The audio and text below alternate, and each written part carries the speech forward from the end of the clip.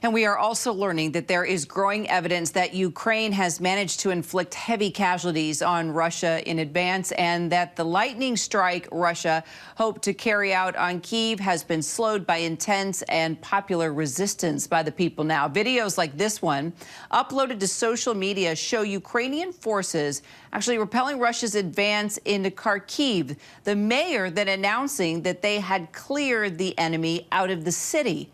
Let's bring in ABC News security analyst and former White House Homeland Security Advisor Tom Bossert, along with ABC News contributor and former Deputy Director of Counterterrorism at the CIA, Daryl Blocker, for more. Daryl, let's start with you, rather. Why do you think Ukraine has been so successful thus far in staving off Russian forces? I think the resolve dates back many years, and I think Putin has underestimated what the world's response was going to be. What comes to mind is a Maya Angelou quote that when someone shows you who they are, believe them the first time. Putin showed us who he was in Breslin. Putin showed us who he was when he went into Georgia in 2008. Putin showed us who he was when he went in to Donbass and Crimea in 2014, and not to speak of the atrocities that he did in Syria. So the entire world, including the Ukrainians, have looked at him and recognized that whatever is coming out of his mouth is not to be believed, and to focus on his actions. And his actions have proven time and again that he cannot be trusted. So, Tom, does the fact that Russia encountering such fierce resistance change the strategy for either side? I think it changes everything for Putin. He was, I think, clearly hoping for an easier path to victory. And now he's not only losing some tactical engagements, but he's losing this entire war of messaging. He's lost the moral high ground if he ever had it anywhere in the region, certainly starting to lose it with his own people. I think at this stage, what I'm very worried about is that he would change the rules of engagement and simply start slaughtering in mass scale innocent citizens. He's been doing that to a lesser degree, but also hitting individual critical targets like we saw today with the port that they took. I'm afraid that he might just start wiping out large masses of people hoping to break their will. I think he'll be mistaken, but I hope he doesn't try. Daryl, what do you think?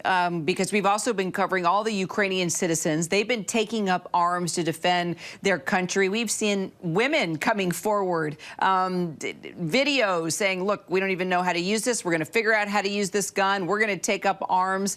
Yesterday, there was a female member of the Ukrainian parliament with her gun in her office talking about how she's going to be a part of the fight. I mean, it's really quite amazing just to watch all the volunteer forces contributing to the military, wanting to help. Is that going to make a difference? I mean, it definitely shows resilience, but will it help? I think the groundswell has only just begun. I do believe that it will help, if only in terms of how the world is viewing what's going on. When you see a 75-year-old grandmother, and this is the picture that I have in my mind, lining up her sights and getting ready to learn how to shoot a weapon, probably for the first time in her life, all the way down to children, you recognize that this is not just Zelensky or his government that is pushing back. It is the people within Russia, the innocent Russians who were out on the streets, the innocent Ukrainians who were desperately trying to get out of harm's way. So yes, it does matter. And Putin far outplayed his hand. And in my opinion, I believe he's going to go the way of Ceausescu. I think he's going to go the way of Saddam. I think he's going to go the way of Gaddafi. Perhaps not violent end, but I think the people are no longer going to want this man as their leader to represent them on the world stage. So hold up, Daryl. I mean, if you look at what happened to all those leaders, didn't turn out so well for them. Do you think that it's possible we could see the end of Putin? I mean, are you saying that this could be something like Muammar Gaddafi, where he was killed and dragged through the streets of his own country? Well, I wanted to I didn't want the violent end of it. I don't think is going to be, but I do believe that the beginning of the end of Vladimir Putin is marked by this last action. The world's outcry is very strong. Powerful, right? It's very powerful. So, Tom, what do you think about that? In addition to, I want to get your reaction about Putin now putting his nuclear threats out there as well. Before this action, I've said there's no chance that the people around Putin would raise up arms against him. I'd say it's highly unlikely, but now, actually, there's some small degree of, doubt. I think it could happen.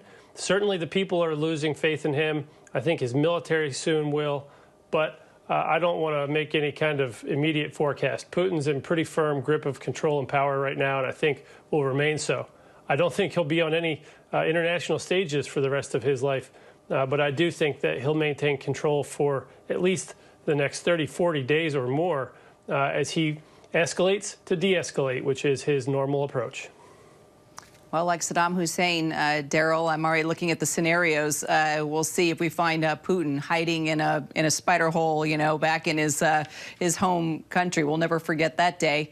Daryl Blocker and Tom Bossert, appreciate the insight. We'll keep talking, gentlemen. Thank you. Okay, thank you. Hi, everyone. George Stephanopoulos here. Thanks for checking out the ABC News YouTube channel. If you'd like to get more videos, show highlights, and watch live event coverage, click on the right over here to subscribe to our channel. And don't forget to download the ABC News app for breaking news alerts. Thanks for watching.